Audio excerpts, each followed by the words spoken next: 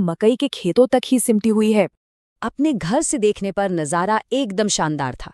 लहलहाते खेत, पकी हुई मकई, जिन पर खिले सफेद फूल इशारा कर रहे थे कि इस बार फसल बम्पर होने वाली है। सब कुछ परफेक्ट था, बस एक चीज चाहिए थी, एक अच्छी सी बारिश। और हाँ, लेंचो की उम्मीद पूरी भी हुई। आसमान में बादल घिराए और बारिश शुरू हो गई। लेकिन ये कोई मामूली बारिश नहीं थी। ये अपने साथ एक ऐसा तूफान लेकर आई जिसने सब कुछ बदल कर रख दिया।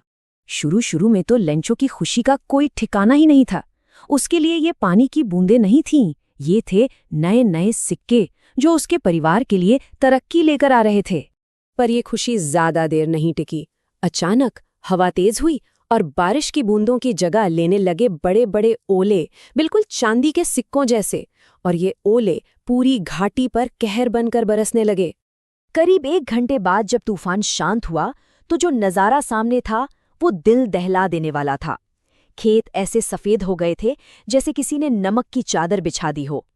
पूरी फसल, पूरी की पूरी फसल तबाह हो चुकी थी। लेंचो का दिल बैठ गया। सोचिए जरा, पूरी साल की मेहनत बस 1 घंटे में सब खत्म। उसे लगा कि टिड्डियों का हमला भी शायद इससे ज्यादा कुछ छोड़ जाता। अब उसके परिवार का क्या होगा? तो अब जब सब कुछ खत्म हो चुका था, चारों तरफ बस निराशा ही निराशा थी, तब भी लेंचो के दिल के किसी कोने में उम्मीद की एक छोटी सी लौ जल रही थी। उसका विश्वास बहुत सीधा साधा था पर मजबूत था। उसका मानना था कि भगवान की नज़र में सब है और वो किसी को भूखा नहीं मरने देगा।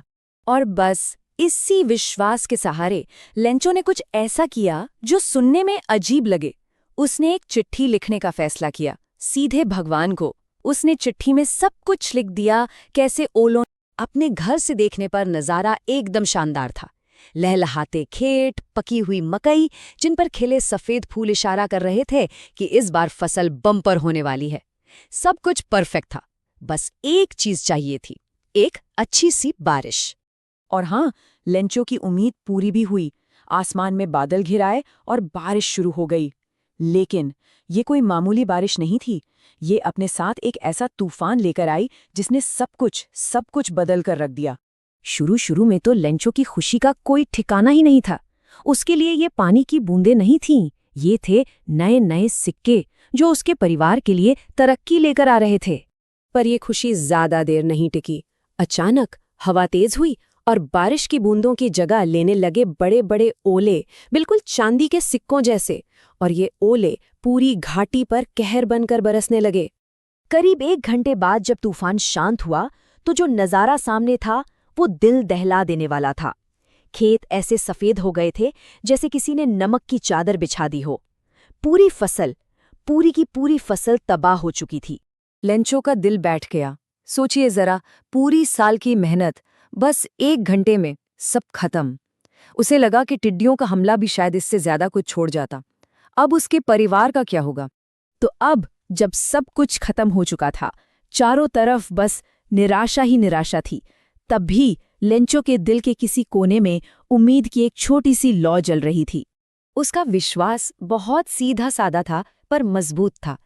उसका मानना था कि भगवान की नज़र में सब है और वो किसी को भूखा नहीं मरने देगा।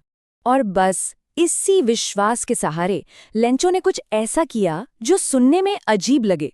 उसने एक चिट्ठी लिखने का फैसला किया, सीधे भगवान को। उसने चिट्ठी में सब कुछ लिख दिया, कैसे ओलों ने सब बर्बाद कर दिया और उसे मदद की कितनी जरूरत है। और फिर खुद शहर जाकर उसे पोस्ट कराया।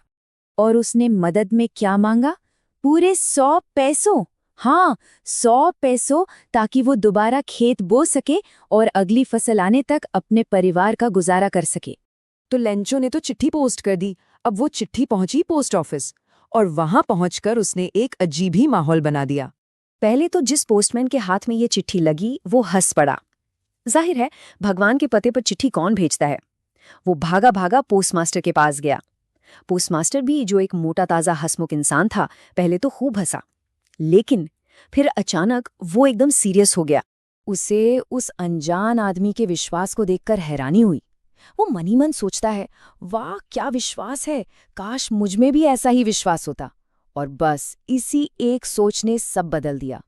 उसने तय किया कि वो इस चिट्ठी का जवाब देगा। पर उसे जल्द ही समझ आ गया कि सिर्फ जवाब लिखने से काम नहीं चलेगा, इस आदमी को पैसों की जरूरत है। तो फिर क्या था? पोस्टमास्टर ने इस नेक काम का बीड़ा उठाया। उसने खुद अपनी सैलरी का एक हिस्सा दिया, अपने साथ काम करने वालों से मदद मांगी, दोस्तों से भी पैसे लिए, एक तरह से चैरिटी का काम शुरू कर दिया। पर फिर भी 100 पैसों जमा करना कोई मजाक नहीं था। तो अपनी पूरी मेहनत के बाद पोस्टमास्टर पूरे 100 पैसों तो जमा नहीं कर पाया, लेकिन हाँ, आधे से कुछ ज्यादा मतलब 70 पैसों उसने जमा कर लिए थे। फिर उसने वो पैसे एक लिफाफे में डाले और लेंचो का भरोसा कायम रहे इसके लिए भेजने वाले के नाम की जगह सिर्फ एक शब्द लिखा, ईश्वर। तो अगले संडे लेंचो टाइम से कुछ पहले ही पोस्ट ऑफिस पहुंच गया। उसे पूछना था कि क्या उसके लिए कोई चिट्ठी आई है। उसे पूरा भरोसा था कि जवाब जरूर आया होगा। पोस्टमास्टर ने खुद उसे वो लिफाफा दिया और लेंचो को देखिए, उसे लिफाफा देखकर कोई हैरानी नहीं हुई, जरा भी नहीं।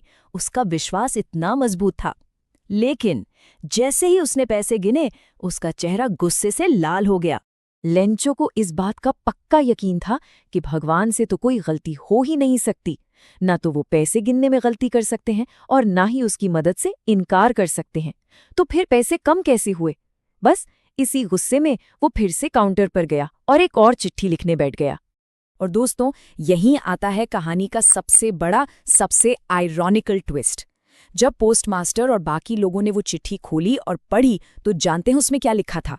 उसमें लिखा था, भगवान, जो पैसे बचे हैं वो भी मुझे भेज दीजिए, पर डाक से मत भेजिएगा, क्योंकि ये जो पोस्ट ऑफिस वाले हैं ना, ये सब के सब बेईमान हैं।